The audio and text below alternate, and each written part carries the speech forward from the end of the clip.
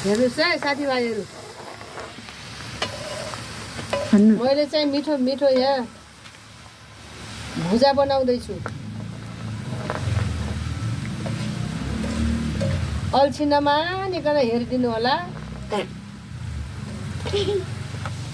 भात खाएर बसेपछि नफाल्नु होला। अनि भात बच्यो भने चाहिँ यसरी सुकाएर राख्नु होला। अनि बच्चाहरूलाई स्कुलको नास्ता पनि हुन्छ।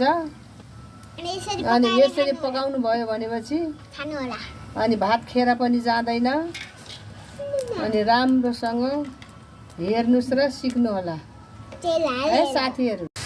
हेर्नुहोस् है साथीभाइहरू,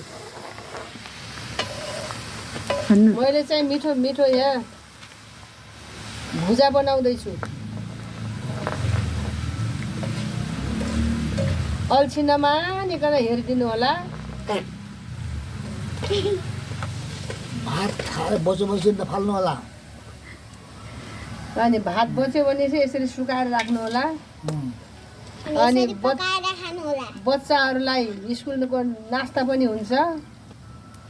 अनि यसरी पकाउनु भयो भनेपछि अनि भात खेर पनि जाँदैन। अनि राम्रोसँग हेर्नुहोस् र सिक्नु होला है साथीहरू।